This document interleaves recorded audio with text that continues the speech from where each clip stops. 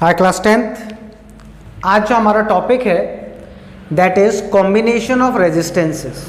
Actually क्या होता है कि आपको किसी सर्किट में इन्फिनाइट वैल्यूज़ के रेजिस्टेंसेस की ज़रूरत पड़ सकती है। सपोज़ कीजिए मार्केट में रेजिस्टेंस मिल रहा है 1 ओम, 2 ओम, 3 ओम, 4 ओम, सो ऑन, लेकिन आपको वैल्यू चाहिए 9.2 ओम, 7.5 ओम, 3.2 ओम, 10.1 ओम।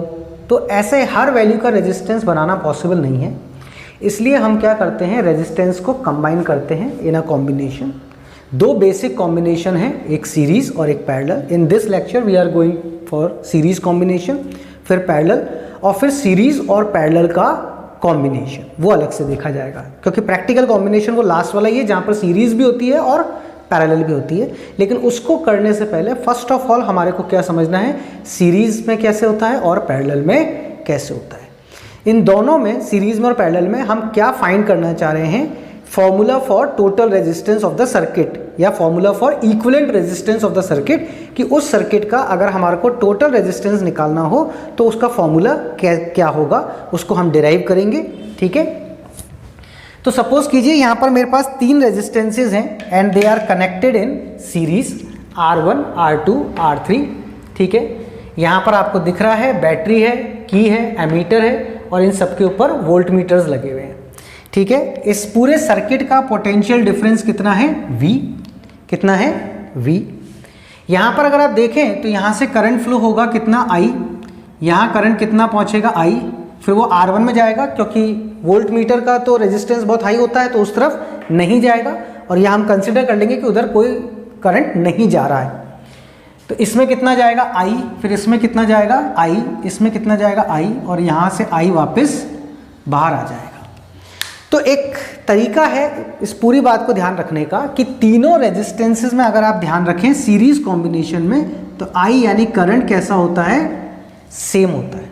I यानी करंट कैसा होता है, सेम होता है। जो इसमें आएगा वही इसमें और वही इसमें, यहाँ से। और V जो होता है वो डिफरेंट होता है। V कैसा होता है, डिफरेंट। तो ध्यान रखना है, सीरीज में I सेम, ठीक है, इन एवरी रेजिस्टेंस, ठीक है, और एवरी रेजिस्टर, और V कैसा होता है, डिफरेंट। V क्यों डिफरेंट होता है, इसका अगर आप टेक्निकल एस्पेक्ट समझना चाहें तो वो ये है, क्योंकि हर रेजिस्टेंस की अगर आप कनेक्शन देखें तो वो सेम नहीं है। R1 का एक प्लस से जुड़ा हुआ है, दूसरा R2 से जुड़ा हुआ है। R2 का एक R1 से और एक R3 से जुड़ा हुआ है, और R3 का एक R2 से और एक माइनस से जुड़ा हुआ है। तो तीनों में मैंने एक कहीं पर भी सिमिलैरिटी नहीं है, सबके कनेक्शंस अलग अलग तरीके से हैं, इसलिए इन पर V क्या होता है, डिफरेंट होता है। ठीक है, और इस पर क्या माना, V1 है, इस पर कितना पोटेंशियल डिफरेंस है, V2, और इस पर कितना है, V3, जो वोल्ट मीटर मेजर कर रहा है। जब हम डेरिवेशन स्टार्ट करते हैं तो हमें यह ध्यान रखना है कि डेरिवेशन हमेशा उससे स्टार्ट होगी जो डिफरेंट होगा। I सेम है, V डिफरेंट है, तो डेरिवेशन किससे स्टार्ट होगा, V से।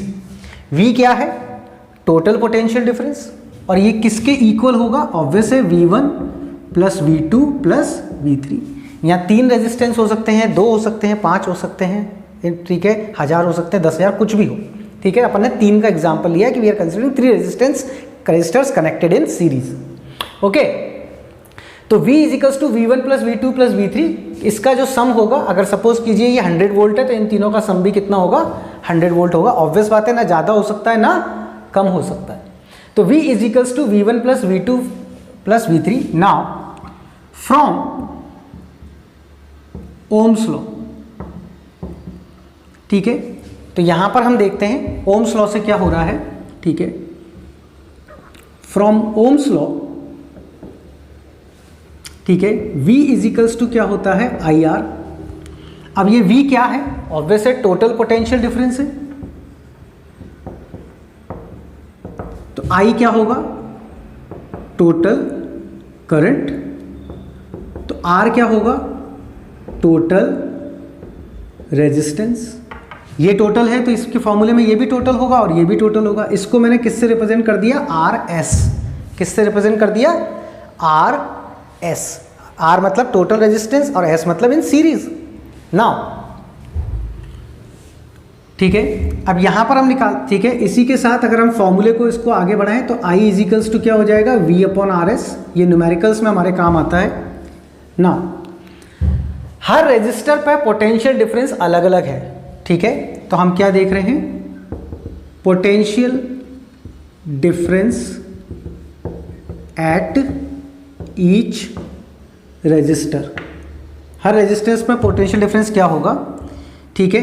तो R1 पर कितना है V1, R2 पर कितना है V2 और R3 पर कितना है V3। R1 पे कितना है V1, R2 पे V2, R3 पे V3। V1 की वैल्यू क्या हो जाएगी IR1, ठीक है। यहाँ पर पोटेंशियल डिफरेंस V1 है, यहाँ से करंट कितना जा रहा है I, और यहाँ रेजिस्टेंस कितना है R1, तो IR1। ऐसे ही V2 की वैल्यू क्या हो जाएगी IR2, यहाँ से करंट कितना जा रहा है I और रेजिस्टेंस कितना है R2, और इसकी वैल्यू क्या हो जाएगी in the same way IR3। तो मुझे V की वैल्यू मिल गई और V1, V2, V3 की वैल्यू मिल गई। यहाँ पर मैं डालूंगा IRS, इसके लिए IR1, IR2 एंड IR3।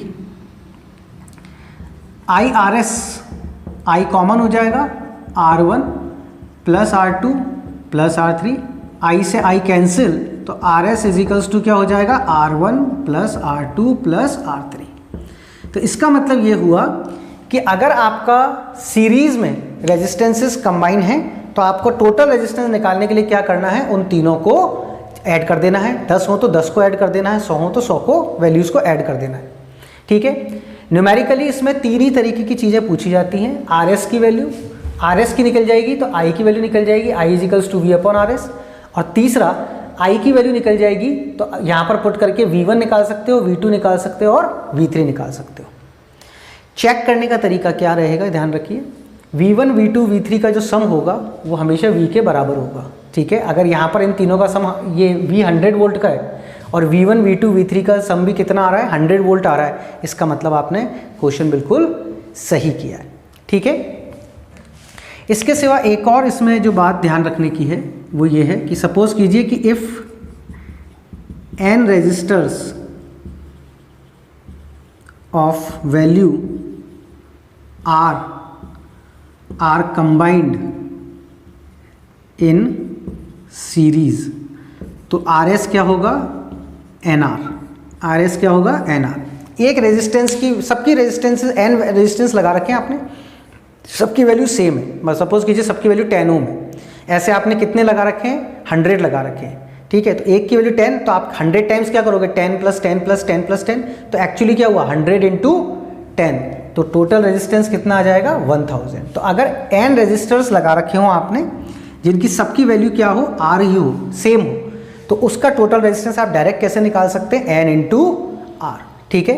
तो this is the formula for resistors connected in series. इससे RS आ जाएगा, RS की वैल्यू से आपका टोटल करंट I आ जाएगा और I की वैल्यू से आपके V1, V2 और V3 आ जाएगी, ठीक है। जब आप डेरिवेशन अगर आपको थ्योरेटिकली करनी है कॉपी में तो आपको ये पूरा करना पड़ेगा और ये फुटनोट्स भी साइड में लिख के बताने पड़ेंगे कि इस तरीके से हमने किया है। और जब आप न्यूमेरिकल करोगे, ठीक है, तो डायरेक्ट फॉर्मूलेज यूज़ करने हैं आपको, ठीक है। RS का फॉर्मूला हो गया आपका, I का फॉर्मूला हो गया आपका, और V1, V2 और V3, ठीक है। तो this is resistors when connected in series.